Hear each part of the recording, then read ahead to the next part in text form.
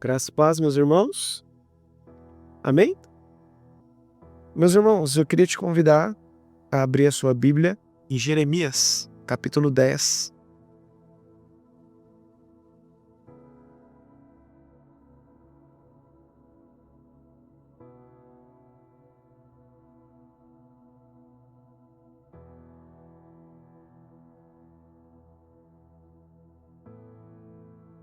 Enquanto você abre a sua Bíblia aí, deixa eu me apresentar para quem não me conhece.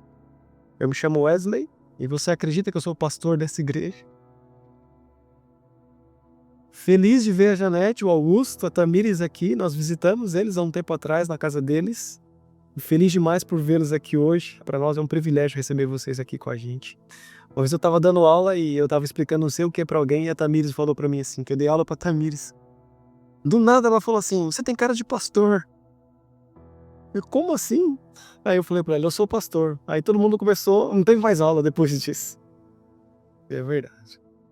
E eu tive o privilégio de dar aula pra ela, e ela é fera em matemática. Uma das matérias mais odiadas por todos, né, Tamires? Jeremias, capítulo 10, e verso 1, nós vamos ler do 1 até o 6. Amém? Profeta Jeremias, capítulo 10, verso 1.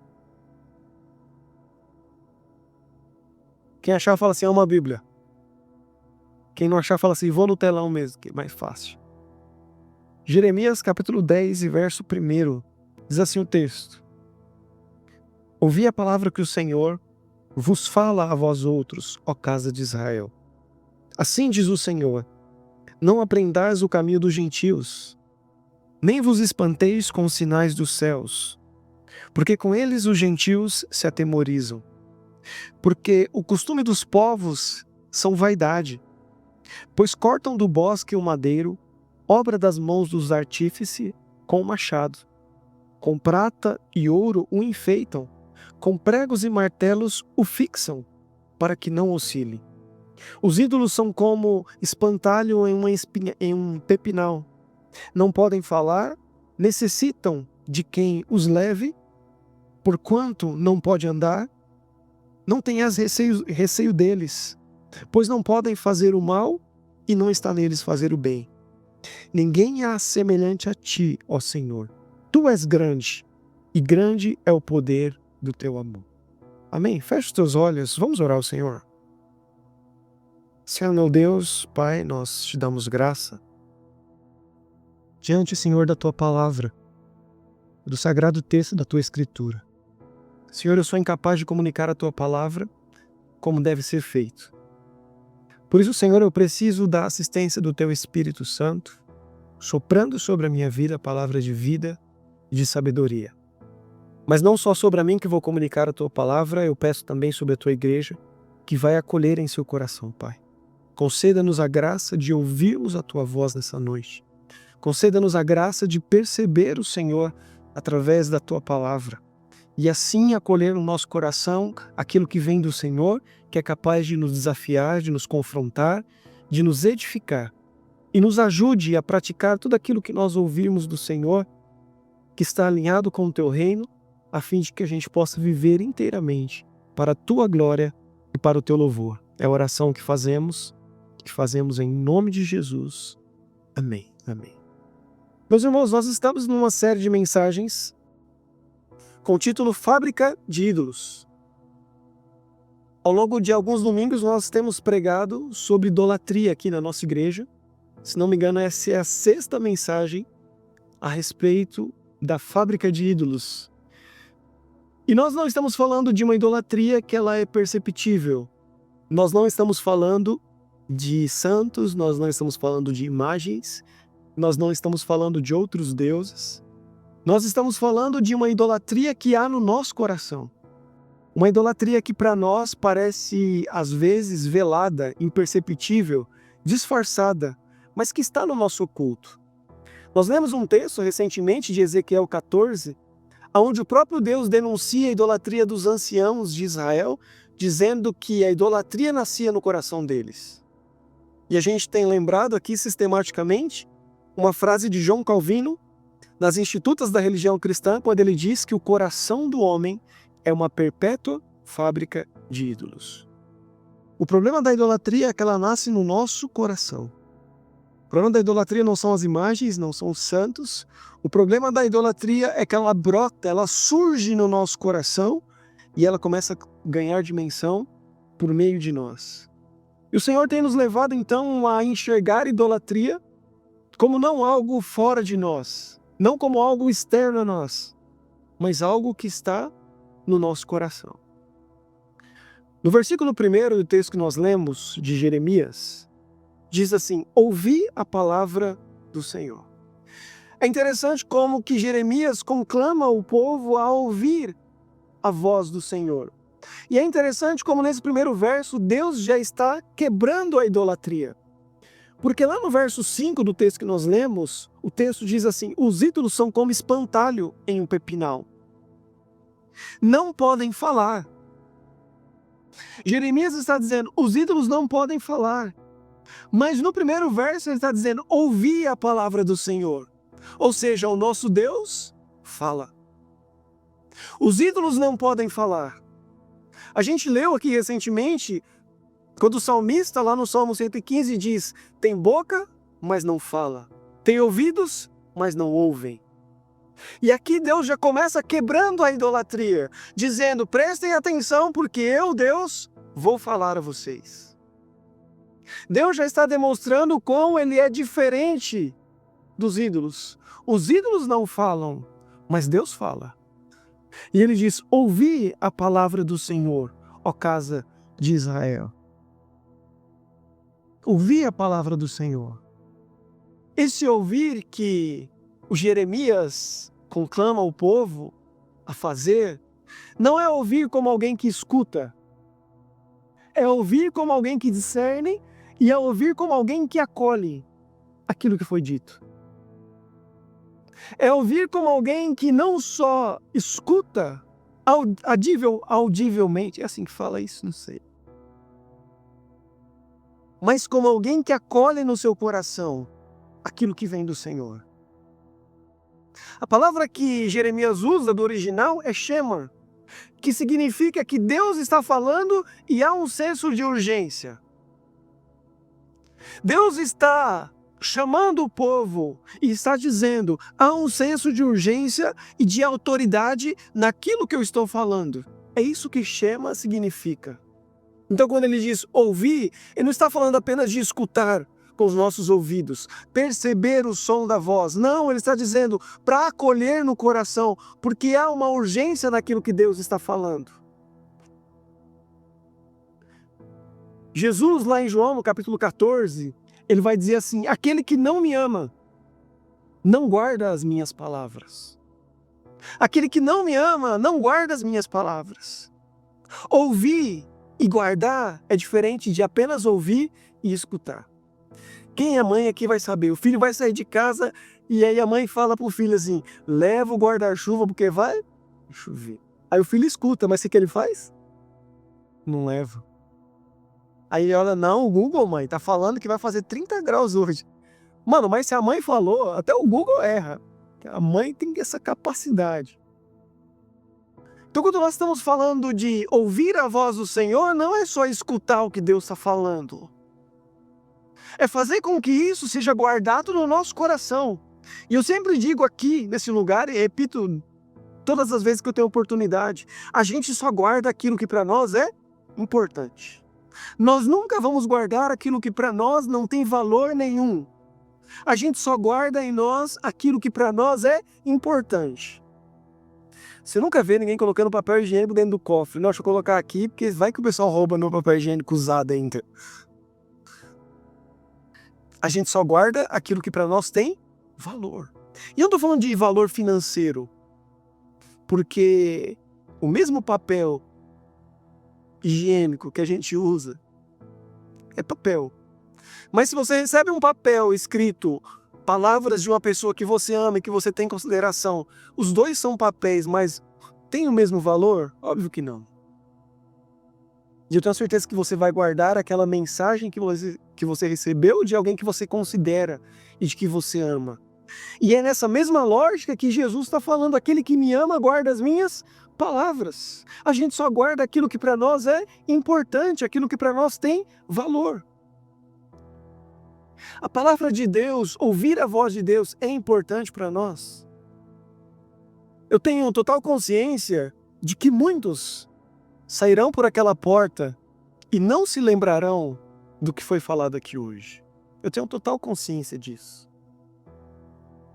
Porque o próprio Jesus, quando ele prega o Sermão da Montanha, que é o sermão mais emblemático registrado na Bíblia, no finalzinho do Sermão da Montanha, ele vai dizer para todos que estavam reunidos: há pessoas aqui que ouvirão as minhas palavras e vão praticar. E eu vou comparar essas pessoas ao homem prudente que edificou a sua casa sobre a rocha. Mas há pessoas aqui que ouvirão as minhas palavras, mas não praticarão. E eu vou compará-lo ao homem prudente que edificou a sua casa sobre a areia. Se Jesus está dizendo ao final do sermão mais emblemático dele que havia pessoas ali que não iam guardar a sua palavra, imagina eu aqui falando para vocês. Lá em Mateus, no capítulo 13, Jesus conta a parábola do semeador. E ele diz que uma das sementes caiu no caminho. E rapidamente vieram as aves dos céus e levaram aquela semente embora.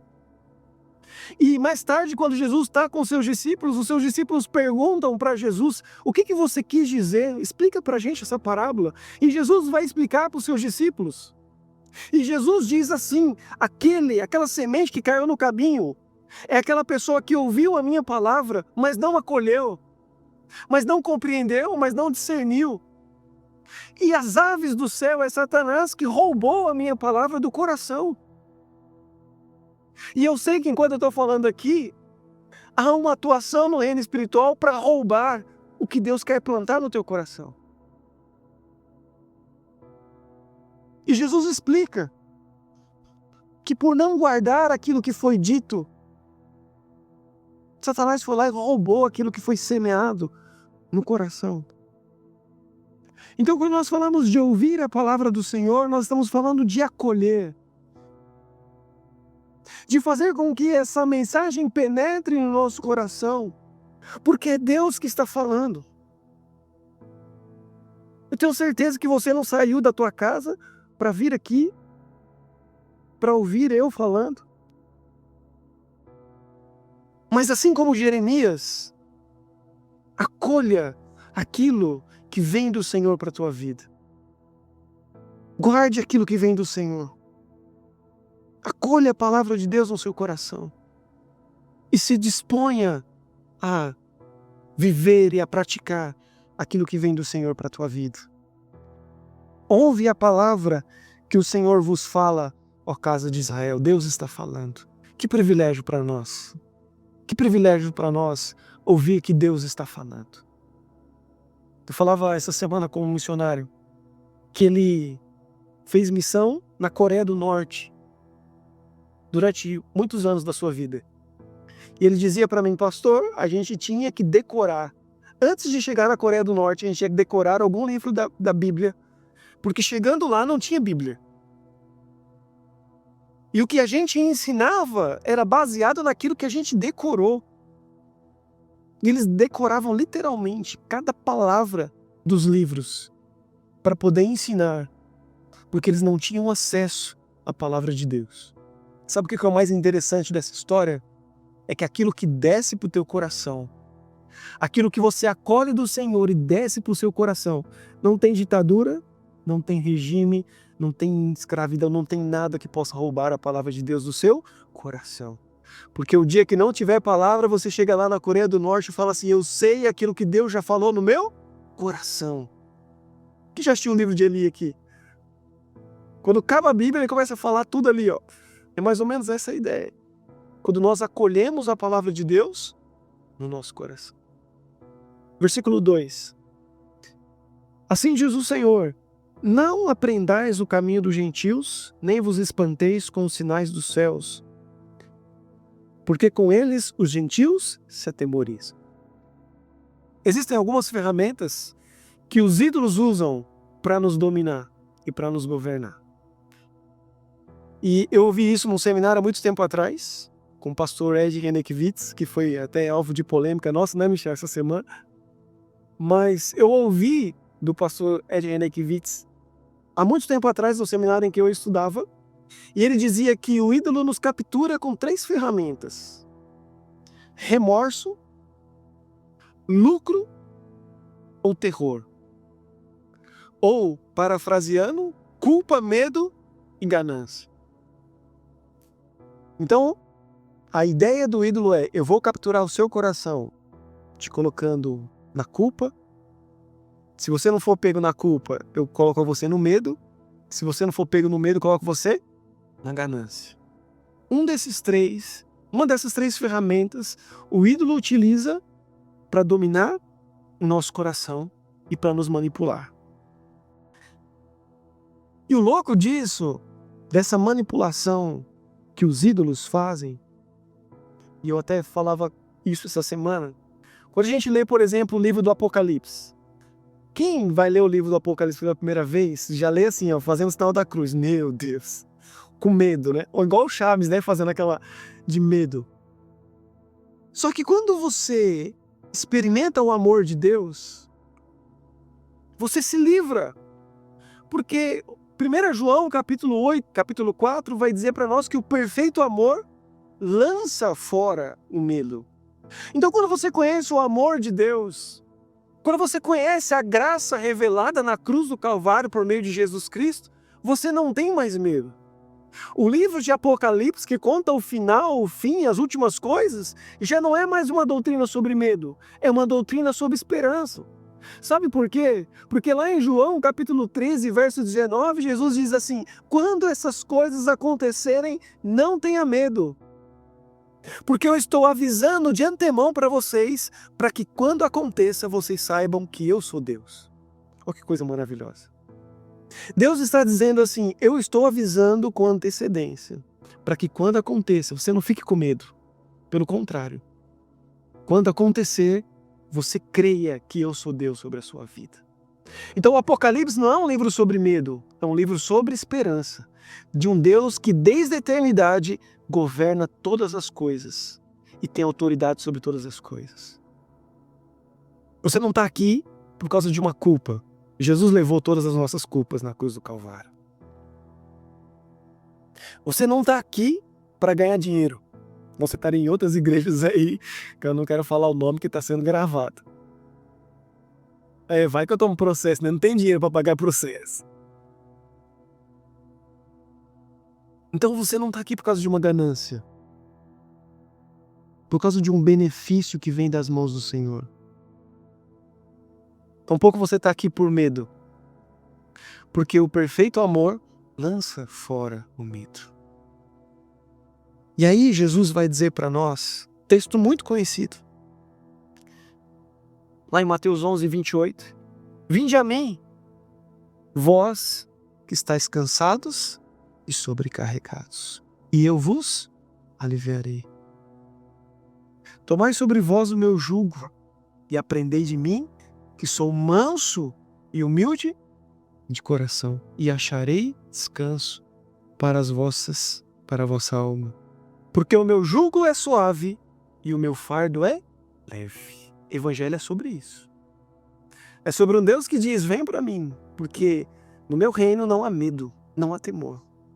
Eu sei que os ídolos, como Jeremias diz aqui, eles olham para o céu e nos enchem de medo. Quem aqui já teve um medo gigantesco na vida e depois passou? Você descobriu que nunca aconteceu aquilo que você tanto teve medo. Eu tenho tanto medo que acontecesse isso. E aí passou e você agora nem lembra mais. Porque muitas vezes nós somos tomados pelo medo. E os ídolos fazem isso. Nos fazem ter medo. O Evangelho não é um reino de medo. É um reino de amor, de justiça e de paz. E o futuro daqueles que creem em Cristo Jesus, não é um futuro sombrio. É um futuro de paz, de alegria e de justiça em Cristo Jesus. Eu sei os pensamentos que tenho sobre vós, diz o Senhor. Pensamentos de paz e não de morte, para vos dar o fim que desejais. Esse é o reino do nosso Deus. Versículo 3. Porque os costumes dos povos são vaidade, pois cortam do bosque o madeiro, obra das mãos do artífice, com machado. Com prata e ouro o enfeitam, com pregos e martelos o fixam, para que não oscile. Você vai se lembrar, ou você deve saber, que vaidade nesse contexto que a gente leu aqui, não é vaidade como nós estamos acostumados a falar hoje. Geralmente, quando a gente fala de vaidade hoje, a gente fala daquela pessoa que é vaidosa, né? Que vai comprar carne no açougue e vai parecendo que vai para um casamento. Geralmente, quando a gente fala de vaidade, as pessoas relacionam a isso hoje em dia. Mas essa palavra vaidade, do original, é revel. E você vai se lembrar onde essa palavra também foi usada no Antigo Testamento, que é em Eclesiastes, do capítulo 1.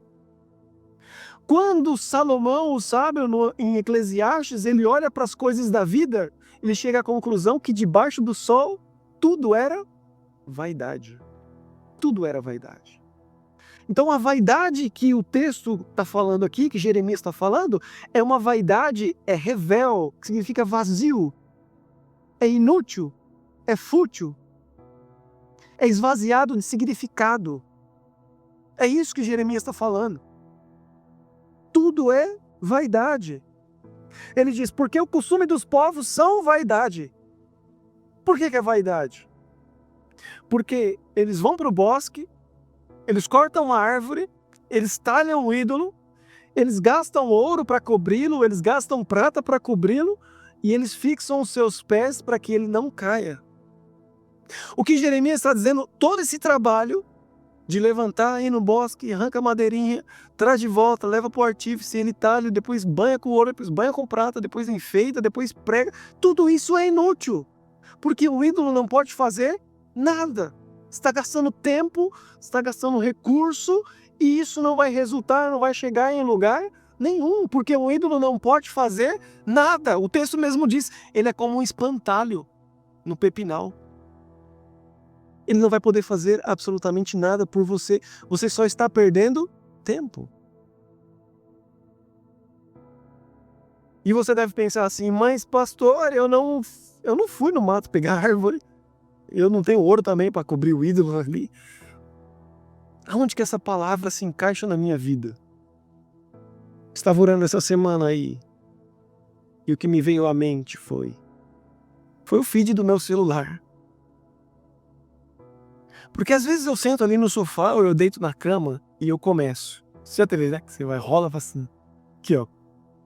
E quando você percebe, passou 15, meia hora, 1 hora, 2 horas. E você tá ali, ó. Uma vida completamente esvaziada de significado. Que não tá gerando valor nenhum. Aí durante esse tempo que a gente perde, durante esse tempo a gente riu, mas a gente não teve alegria.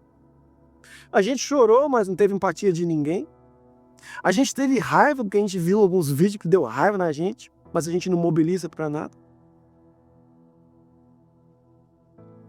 E o que restou é que a gente bombardeou a nossa mente, e a nossa mente nem sabe mais o que pensar, se a gente se alegra, se a gente dá risada, se a gente chora ou se a gente fica com raiva, porque passou 2 horas, você viu 200 vídeos de 30 segundos que não agregou valor nenhum na nossa vida. E no final a gente descobre que tudo isso é vaidade. Tudo isso é inútil, é vazio, é esvaziado de significado. Toda segunda de manhã eu recebo aquele relatório no meu celular. Você usou tanto tempo seu celular essa semana. E eu falo assim, olha, não precisa nem Deus me levantar para me julgar, né? O próprio celular me julga. Eu falo assim, gente, não é possível. Eu não tenho todo esse tempo que ele tá falando que eu tenho. Porque alguém me chama pra fazer qualquer coisa, eu falo assim, eu não tenho tempo, minha vida tá corrida, meu Deus. Aí quando eu olho, eu falo, onde é que tá todo esse tempo que esse celular tá falando que eu gastei com ele? Mas tá aqui registrado. Eu falo, Senhor, eu espero que no dia do juízo, esse celular não se levante para me julgar, porque vai ser feio. Vai ser feio. Vai ser feio. Mas nós não estamos na mesma lógica da idolatria? Seguindo o caminho daquilo que é inútil, daquilo que é vazio, daquilo que não tem significado, é um esforço inútil. O povo estava se esforçando para ir no bosque, cortar a árvore, leva para o artífice, ele talha, banha com ouro, banha com prata, enfeita, depois coloca prego ainda para ele não cair, porque nem de pé sozinho o ídolo consegue ficar. Um esforço inútil, gastando tempo, recursos financeiros em algo que não pode agregar valor nenhum. Eclesiastes capítulo 1, verso 14. Atentei para as coisas que se fazem debaixo do sol. Eis que tudo era vaidade. E correr atrás do vento. Tudo é vaidade. E correr atrás do vento. Versículo 4. Com prata e ouro o enfeitam, com pregos e martelos o fixam, para que não oscile. É por isso que um ídolo não pode ser o fundamento da nossa vida. A nossa vida não pode estar apoiada em cima de um ídolo. O texto de Jeremias está dizendo que os ídolos precisam ser pregados, porque senão eles caem. E aí a gente projeta toda a nossa vida em cima de um ídolo. O dia que eu comprar esse carro, aí a minha vida vai, nossa, aí eu tô feliz. Aí você compra aquele carro, ele funde o motor lá, primeira semana. Ou é aquele Megane que eu comprei, maravilhoso, que só me deu trabalho. Então você percebe, às vezes a gente projeta, a gente fundamenta a nossa vida em busca de comprar algo ou de ter algo que não pode nos sustentar, que não pode se manter de pé. Lá em Atos, do capítulo 4, o apóstolo Pedro, no verso 11, vai dizer assim: este Jesus que vocês rejeitaram, Deus o colocou como pedra angular, como pedra fundamental. E o apóstolo Paulo vai dizer também: olha só como cada um constrói em um fundamento que já está posto, e o fundamento é Jesus Cristo. O que sustenta a nossa vida, o que nos mantém de pé, e o que nos garante uma eternidade de paz e de justiça é Jesus Cristo. Em nenhum outro nome há salvação debaixo dos céus, senão em Jesus Cristo. Os ídolos não podem sustentar a sua vida. Talvez você encontre satisfação no ídolo nessa terra aqui, nesse tempo presente, mas e quando isso daqui acabar? Porque segundo o texto que nós cremos, segundo a página desse livro, tudo isso daqui é passageiro. E quando esse tempo aqui presente acabar, quem é que vai sustentar a nossa vida? Quem é que vai nos manter de pé? Porque os ídolos precisam ser pregados, porque senão eles tombam e caem. Tem um texto de Hebreus que eu queria ler junto com vocês, no capítulo 12. Abra comigo rapidamente, Hebreus, capítulo 12, e verso 26.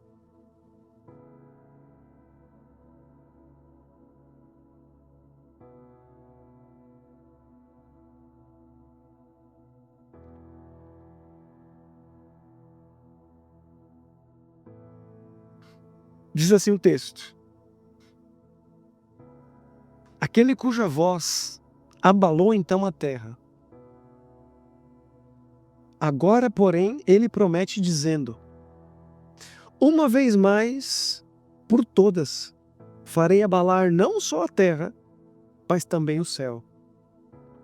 Ora, esta palavra, ainda uma vez por todas, significa a remoção das coisas abaladas, como tinham sido feitas para que as coisas que não são abaladas permaneçam. Por isso, recebendo nós um reino inabalável, retenhamos a graça pela qual sirvamos a Deus de modo agradável, com reverência e santo temor. O autor de Hebreus está dizendo assim: haverá o tempo em que Deus abalará todas as coisas. Tudo será abalado. Tudo será sacudido. Para que reste apenas aquilo que não pode ser abalado. Deixa eu te perguntar, quando Deus dos céus abalar toda a existência, você acha que haverá algum ídolo que ficará em pé diante dele? Quando Deus abalar todas as coisas abaláveis, haverá alguma coisa, algum ídolo, algum outro Deus que permanecerá de pé diante dele? Não. Aliás, o autor de Hebreus no capítulo 1 vai dizer, no verso 3, que é Jesus quem sustenta todas as coisas. Quem aqui é um pouco mais antigo, e não sendo tão deselegante como o Clem foi na nossa assembleia, vai se lembrar da época que debuiava, acho que feijão, amendoim também, né? Que batia no amendoim para tirar a casca. Não era assim que fazia? E aí depois jogava pro alto, e a casca ia embora e ficava só o amendoim. Tem coisa mais tecnológica que isso? Não tem, cara. Você bate ali, arranca a casca, depois você joga pro alto, o vento leva embora tudo que é casquinha, e fica só o amendoim, aquela coisa maravilhosa. Você acredita que tem um texto que fala sobre isso na Bíblia? Exatamente isso. A diferença é que não é amendoim. O que Jesus está falando é sobre trigo. Quer ver? Está lá em Mateus capítulo 13. Projeta aí pra gente, por favor. Mateus capítulo 3, desculpa. Mateus capítulo 3 e verso 12. Você vai ver que tem um texto exatamente sobre isso. A sua pá ele tem na mão e limpará completamente a sua eira. Ele recolherá o seu trigo no celeiro, mas queimará a palha em fogo inextinguível. Sabe o que é uma eira? Sabe o que é uma eira? É uma pá que usa para fazer isso. Você pega ali o produto e você pega aquela pá e você joga tudo pro alto. O vento leva o que é palha e permanece o que é fruto. É isso que Jesus está falando que vai fazer. Quando ele sacudir todas as coisas, o que vai restar? As coisas que são inabaláveis. O resto vai ser queimado. O resto vai ser descartado. Portanto, um ídolo não pode ser o fundamento das nossas vidas. Nós não podemos lançar as nossas vidas nas mãos de um ídolo que pode tombar a qualquer momento, a qualquer instante. Versículo 5. Os ídolos são como um espantalho em um pepinal. Não podem falar, necessitam de quem os leve, porquanto não podem andar. Não tenhais receio deles, pois não podem fazer o mal, nem está neles o fazer o bem. Ninguém há semelhante a ti, ó Senhor. Tu és grande, e grande é o poder do teu nome. Em meio à idolatria de Israel, Jeremias está dizendo: ninguém há semelhante a ti, ó grande Senhor. Diante de toda aquela idolatria, do cenário idólatra de Israel, Jeremias se levanta com uma voz profética, dizendo: não há ninguém semelhante a ti, Senhor. E aí eu me lembrei lá do salmista, no Salmo 118, quando ele diz assim: na presença dos deuses, a ti cantarei louvores. Na presença dos deuses, a ti eu cantarei louvores. A gente está vivendo num mundo idólatra. A gente está vivendo num mundo repleto de deuses, de falsos deuses. A gente está vivendo num mundo contaminado pela idolatria do coração humano que se distanciou de Deus. E agora nós erguemos altares a muitos ídolos. Do poder, da ganância, do dinheiro.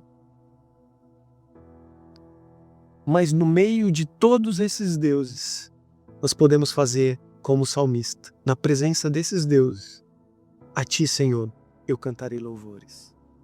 Na presença dos ídolos dessa geração, e não importa quais sejam, na presença dos deuses dessa geração, a ti, Senhor, eu cantarei louvores. A ti, Senhor, a minha alma vai se curvar e vai adorar ao Deus verdadeiro. A ti, Senhor, a minha vida vai se devotar. com fidelidade e amor e entrega. Na presença dos deuses, a ti eu cantarei louvores. Jeremias vai continuar dizendo a respeito da grandeza de Deus e fazendo algumas comparações. E eu queria te incentivar ao longo da semana que você continue lendo esse capítulo. Que você o leia. Leia pelo menos até o versículo 18. E examine o que Deus quer falar ao teu coração. Mas lembre-se de algo. E leve isso. Os ídolos podem tombar a qualquer instante. O único que pode sustentar a tua vida de fato é Jesus Cristo. Porque nós estamos falando de uma vida para esse tempo presente, que é passageira, que é momentânea. Mas mais do que isso, o que Ele deseja é nos conduzir a um reino espiritual, de amor, de paz, de bondade, de contentamento no Senhor. Eu terminei de ler pela terceira vez Peregrino da Alvorada, do C.S. Lewis. Que livro, hein? Te recomendo. Se você quer uma boa leitura, leia O Peregrino da Alvorada, do C.S. Lewis. É maravilhoso. E ao final, spoiler aqui pra quem, né? Mas provavelmente alguém já leu o livro, então tá tudo certo. Já leu o filme, né? Nossa, bolei tudo. Já leu o filme é bom. Já assistiu o filme, já leu o livro. Mas quando eles chegam no fim do mundo, vocês, quem já assistiu ou já leu, sabe que eles partem numa jornada até o país de Aslan. E Aslan, nas Crônicas de Nárnia, é uma figura de Jesus Cristo. E eles querem chegar. E quando eles estão chegando ao final daquela jornada, eles encontram um cordeiro que está à beira de um lago, assando um peixe. E aí Lúcia diz assim: eu pensei que eu encontraria o leão imponente, o Aslan. Você sabe, cordeiro, aonde ele está? E o cordeiro diz: esse sou eu. Esse sou eu. E aí aquele cordeiro se transforma num grande leão. E aí ele diz: está na hora de você voltar para a sua terra. E aí ela fala assim: não, mas lá na minha terra não tem um leão como você, que é rei sobre todas as coisas. Ele diz: tem sim. Você só precisa me conhecer com meu verdadeiro nome.